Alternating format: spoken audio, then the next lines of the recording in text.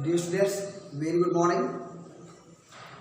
और जैसे कि आपका चल रहा था ट्रांसफॉर्मेशन चल रहा था आपका, तो ट्रांसफॉर्मेशन में आज हम पढ़ेंगे interchange of interrogative and assertive sentences.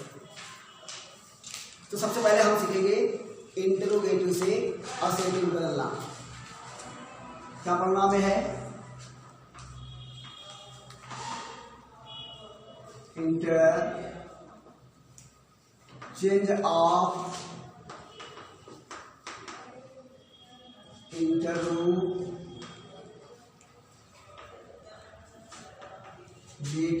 And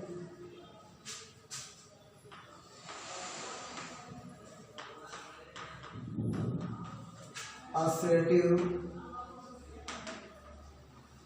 sentences. तो इसमें सबसे पहले हम पढ़ते हैं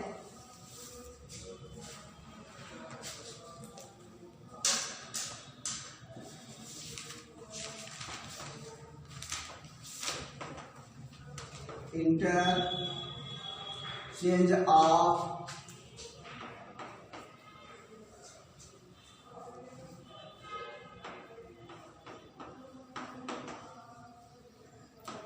इंटरोगेटिव sentences into assertive।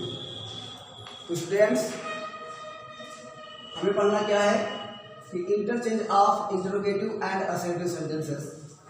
और पहले हम पढ़ेंगे इंटरोगेटिव से असर्टिव में लाना और फिर असर्टिव से इंटरोगेटिव में लाना। ठीक है?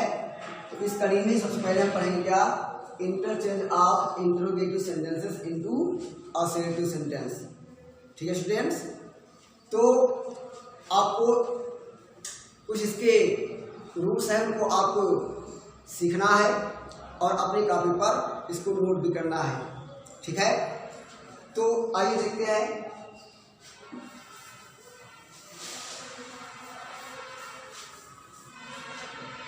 कह रहा है कि रूल 1, इसके कुछ सर्टेन रूल्स हैं जिनको आपको पढ़ना है। तो पहला रूल क्या है? और एक बात और भी है कि interrogative of interchange of interrogative and assertive sentence में इसमें हमें भावों को बहुत अच्छी तरह समझना है, क्योंकि अगर आप भाव नहीं समझ पाओगे तो आप चेंज नहीं कर पाओगे। ठीक है? तो इसके भावों को भी लेते हैं। पहला कह रहा है क्या कि यदि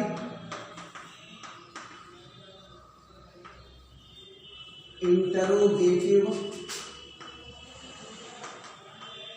सेंटेंस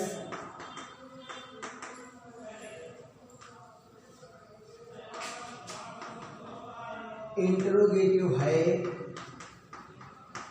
तो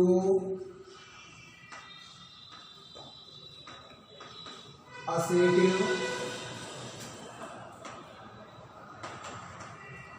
सेंटेंस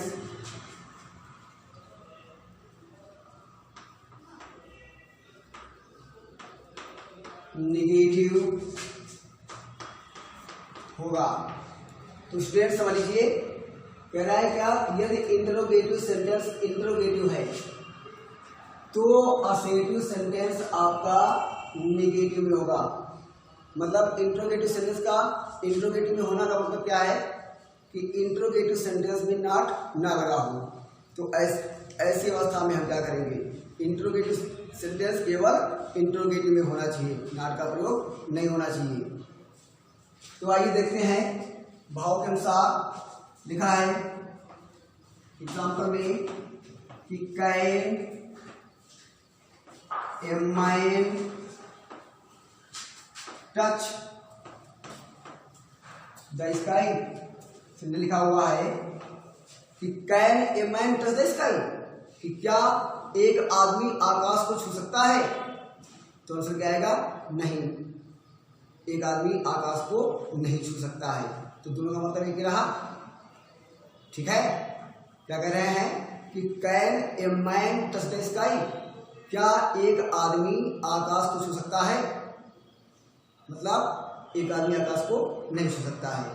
तो इसलिए सेंटेंस अगर इंट्रोगेटिव है, मतलब इंट्रोगेटिव अफर्मेटिव है, नॉट का प्रयोग नहीं है, तो सेंटेंस हमारा जो होगा वो असेटिव वाला नेगेटिव हो जाएगा। तो क्या हो जाएगा कि a mind can not touch the sky, a man can not touch the sky. एक और ले लीजिए एग्जाम्पल लिखा है कि एक वाक्य लेते हैं ऐसा जो रियल हो। लिखा है क्या कि can a lion eat the grass. Sentence लिखा हुआ है कि can a lion eat the grass, क्या एक शेर घास खा सकता है? क्या एक शेर घास खा सकता है? मतलब क्या होगा कि नहीं, एक शेर घास नहीं खा सकता है। ठीक है, तो क्या बन जाएगा कि a lion can not eat the grass. तो इस प्रकार से स्टूडेंट्स आपने देखा ये सेंटेंस इंट्रोगेटिव सेंटेंस है। यदि इंट्रोगेटिव सेंटेंस इंट्रोगेटिव है तो जब हम उसको असेटिव में लाएंगे तो वो सेंटेंस हमारा नेगेटिव में बनेगा। ठीक है, जैसे दिया है क्या, can a man touch the sky, क्या एक आदमी आकाश को छू सकता है? तो एक आदमी आकाश को नहीं छू सकता है। जैसे आप देखा कि वाक्य इंट्रोगेटिव था, इसलिए क्या बना, नेगेटिव बना। लिखा दूसरा example, can a lion eat the grass, क्या एक शेर घास खा सकता है? तो नहीं, एक शेर घास नहीं खा सकता है। तो इस प्रकार से आपने देखा कि सेंटेंस इंट्रोगेटिव होने पर जो असेटिव सेंटेंस होगा वो आपका निगेटिव में बनेगा। ठीक है, और ठीक इसके विपरीत है कि अगर इंट्रोगेटिव सेंटेंस इंट्रोगेटिव निगेटिव है तो सेंटेंस हमारा अफर्मेटिव में बनेगा। ठीक है, आइए देखते दूसरा।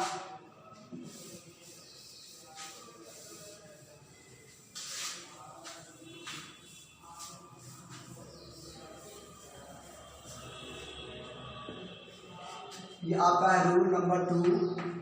कह रहा है क्या कि यदि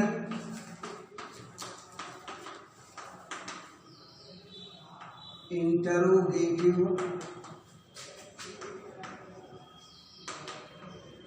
सेंटेंस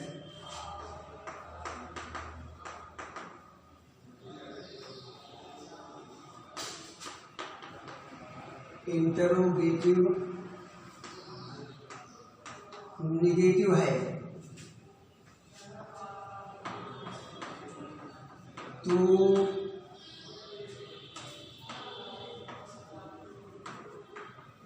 असर्टिव सेंटेंस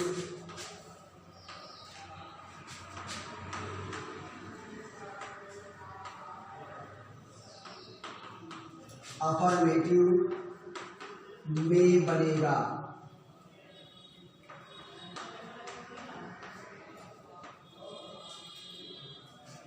दिखाई यदि इंटरोगेटिव सेंटेंस इंटरोगेटिव निगेटिव है। इंटरोगेटिव निगेटिव मतलब क्या है कि इंटरोगेटिव भी हो और साथ में निगेटिव भी हो, अर्थात इंटरोगेटिव सेंटेंस में नॉट का प्रयोग हो। तो ऐसी अवस्था में जो हमारा असर्टिव सेंटेंस होगा वो असर्टिव बनेगा, क्योंकि आप ध्यान रखने की बात क्या है कि इसमें भावों का बहुत महत्व है। ठीक है, लिखा है क्या,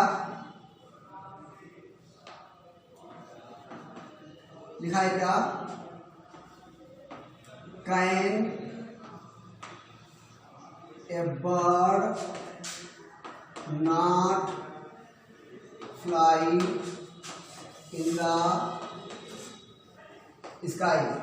लिखा है can a bird not fly in the sky, क्या एक पक्षी आकाश में नहीं उड़ सकता है? मतलब उड़ सकता है। ठीक है, तो आप देख रहे हैं कि इंट्रोगेटिव सेंटेंस ये हमारा निगेटिव भी है। तो जब इंट्रोगेटिव सेंटेंस आपका इंट्रोगेटिव निगेटिव होगा तो असेटिव सेंटेंस जो है वो हमारा अफर्मेटिव में बनेगा।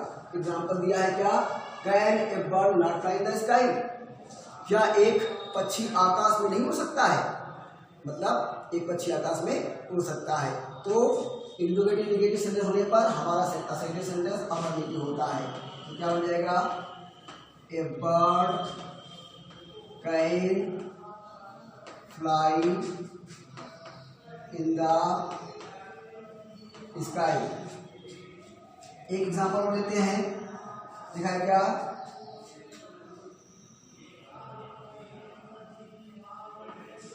कि कैन ए मैन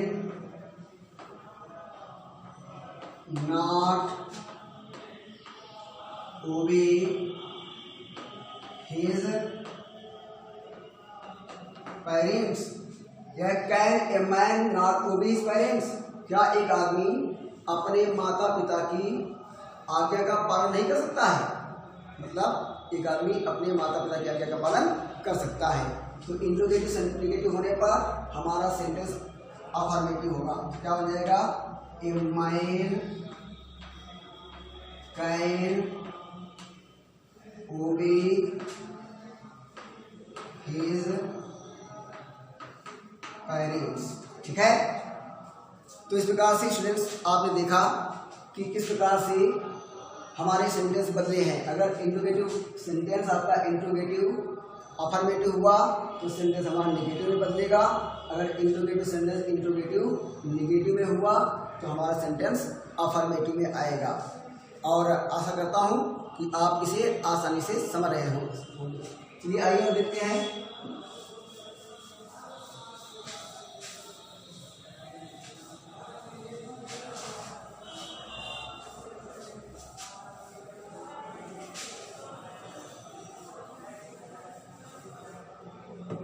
आपका रूल तीसरा क्या है, कह रहा है क्या कि हु को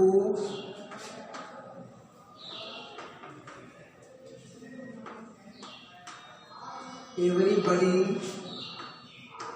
या एवरीवन में चेंज कर देते हैं। ठीक स्टूडेंट्स, क्या करना है कि अगर सेंटेंस में हु का प्रयोग हो तो हु को हम एवरीबॉडी या एवरीवन में चेंज कर देते हैं। ठीक है, आइए देखते हैं, लिखा है क्या, who does not love his country. लिखा है क्या, who does not love his country, कौन अपने देश को प्यार नहीं करता है।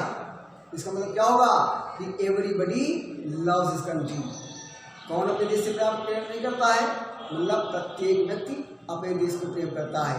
तो जहाँ पर अगर हु का प्रयोग हो तो हु को हटाइए और आप एवरीवन या एवरीबॉडी का प्रयोग करिए। तो क्या बन जाएगा, एवरीबॉडी, और तरीका बनेगा इंट्रोगेटिव निगेटिव सेंटेंस है तो सेंटेंस हमारा अफर्मेटिव में ही जाएगा। तो लव्स हिज कंट्री। ठीक है, या आप एवरीबॉडी के स्थान पर आप एवरीवन का भी प्रयोग कर सकते हो। ठीक है, तो सेंटेंस क्या बन जाएगा, एवरीवन लव्स हिज कंट्री। तो स्टूडेंट्स, इस प्रकार से आप आसानी से समझ रहे हैं। चलिए आइए देखते हैं क्या कह रहा है क्या, कि हम वाई को किसमें बदलते हैं। ठीक है, लिखा है क्या,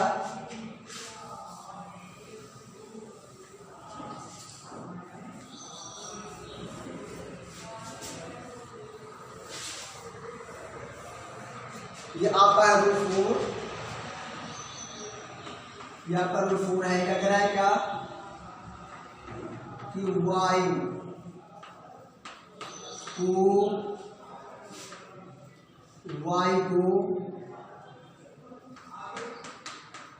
it is पुलिस में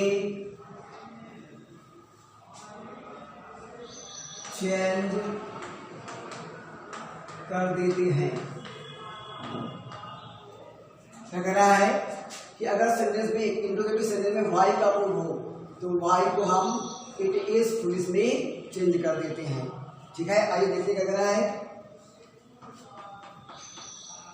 लिखा है why to waste our valuable time. यह है कि why to waste our valuable time, अपना कीमती समय नष्ट क्यों करें, अपना कीमती समय नष्ट क्यों करें। अर्थात तो वाई किस जाएगा इट इज फुलिश में, तो इट इज क्या होगा इट इज फुलिश, अर्थात ये मूर्खता है to waste our valuable time, अपना कीमती समय नष्ट करना। ठीक है, तो यहाँ पर वाई का प्रयोग हो, आप क्या करेंगे वहां पर इट इज फुलिश का प्रयोग करोगे कि it is foolish to waste our valuable time. ठीक है स्टूडेंट्स, जहां पर वाई का प्रयोग हो हमें वाई को हटाना है और इट इज पुलिस का प्रयोग करना है। चलिए आइए देखते हैं, अगला नियम देखते हैं। अगर व्हाट का प्रयोग हो तो क्या करोगे आप,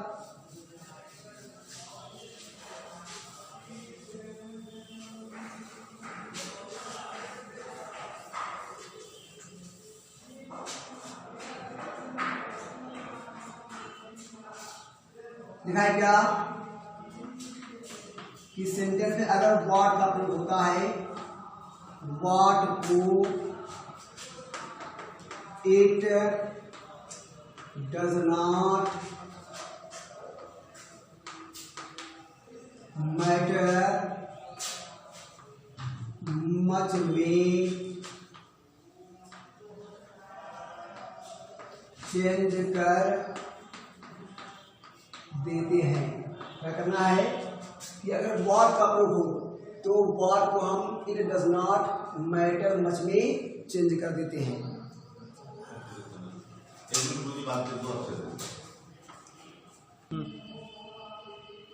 कह रहा है क्या व्हाट को it does not matter much में चेंज कर देते हैं। तो आइए देखते कह रहा है क्या कि what if you are not prosperous, what if you are not prosperous, क्या what मतलब यहाँ पर क्या हुआ, what का मतलब यहाँ पर क्या हुआ, what का मतलब यहाँ पर हुआ क्या हुआ, क्या हुआ if you are not prosperous, अगर तुम धनी नहीं हो। ठीक है, और it does not matter much का अर्थ हुआ कि इस बात से कोई फर्क नहीं पड़ता। तो सेंटेंस हमारा इंट्रोगेटिव से अफर्मेटिव में आ जाएगा। क्या हो जाएगा कि व्हाट को हटाएं और हम क्या लगाएं it does not matter much, तो it does not matter much if you are not prosperous। तो जहां पर स्टूडेंट्स व्हाट का प्रयोग हो अब करना क्या है, व्हाट को हटाना है और it does not matter much लगाना है, तो हमारा सेंटेंस असर्टिव में हो जाएगा। ठीक है, इसके बाद हम कुछ और रूल्स को देखते हैं।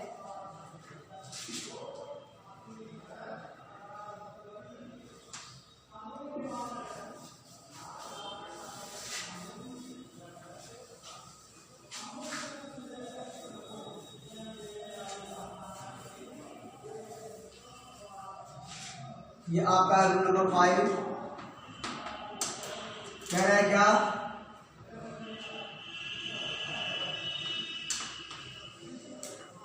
when को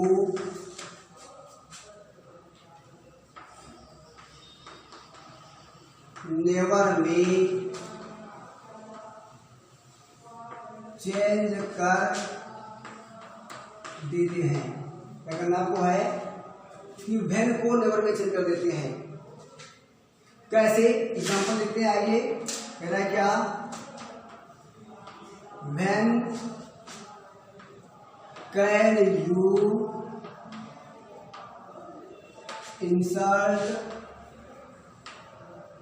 योर पेरेंट्स। लिखा है क्या कि when can you insult your parents, आप अपने माता पिता का अपमान कब कर सकते हो, मतलब आप अपने माता पिता का अपमान कभी नहीं कर सकते हो। तो व्हेन को हम नेवर में ले जाएंगे, भाव के अनुसार। भाव समझना बहुत जरूरी है। फिर साथ आप समझ लगा लीजिए कि when can you insult your parents, आप अपने माता पिता का अपमान कब कर सकते हो, अर्थात आप अपने माता पिता का अपमान कभी नहीं कर सकते हो। तो क्या हो जाएगा, you can never insult your parents. Third हो गया है। एग्जाम्पल एक और लेते हैं। लिखा है क्या, व्हेन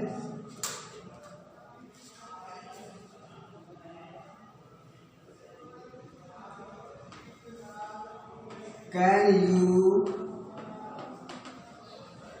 बीटे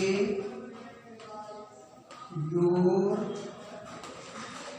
कंट्री। लिखा है क्या कि when can you beta your country, आप अपने देश से विश्वासघात कब कर सकते हैं, अर्थात आप अपने देश से विश्वासघात कभी नहीं कर सकते हैं। तो क्या हो जाएगा कि you can never beta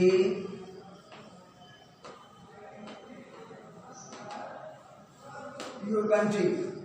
okay students, और आशा करते हैं कि आप इसे इन दोनों सेंटेंसेस के माध्यम से, एग्जांपल के माध्यम से आप आसानी से समझ गए होंगे कि व्हेन को हम नेवर में कैसे चेंज करते हैं।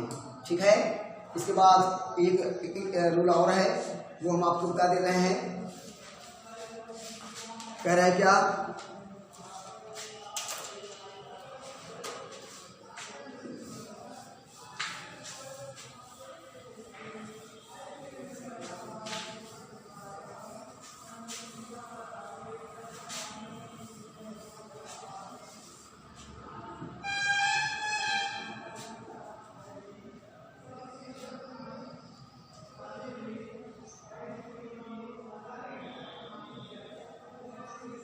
लिखा है क्या, एग्जाम्पल नंबर 6 लिखा है,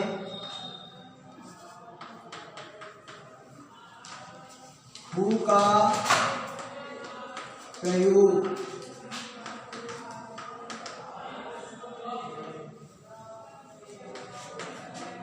इंटरोगेटिव में होने पर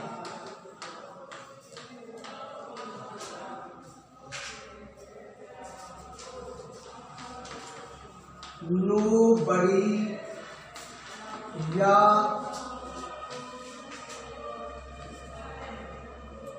नो वन में चेंज कर देते हैं। स्टूडेंट्स, अगर हु का प्रयोग इंट्रोगेटिव में हो, अर्थात हु के साथ में नॉट का प्रयोग ना हो, जो दो पहले वाली बातें हैं वो हमें अच्छी तरीके याद रखनी है। क्या कि अगर इंट्रोगेटिव सेंटेंस इंट्रोगेटिव अफर्मेटिव में होगा तो हमारा सेंटेंस असर्टिव नेगेटिव बनेगा, और अगर इंट्रोगेटिव सेंटेंस आपका इंट्रोगेटिव नेगेटिव में है तो असर्टिव सेंटेंस हमारा अफर्मेटिव में बनेगा। ये बात ध्यान रखनी है। तो वही कह रहा है क्या, हु के साथ में अगर इंट्रोगेटिव सेंटेंस खाली है, नॉट का प्रयोग नहीं है, तो फिर वैसे तो हम हु को एवरीबडी या एवरी ऊपर मिलाते थे, लेकिन तब जब हु के साथ नाट का प्रयोग होता था।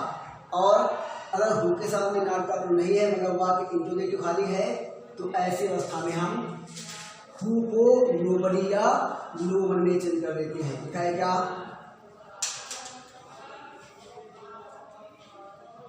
एग्जाम्पल दिया है कि who likes to be a slave, या who likes to be a slave, कौन एक दास बनना चाहता है? क्या दिया हुआ है कि who likes to be a slave, कौन एक दास बनना चाहता है, कौन गुलाम बनना चाहता है? मतलब कोई गुलाम बनना नहीं चाहता है। तो हु को हम नोबडी या नो में चेंज कर देते हैं। क्या हो जाएगा? Nobody likes to be a slave. ठीक है स्टूडेंट्स, एक और लेते हैं। एग्जाम्पल लिखा हुआ है कि हु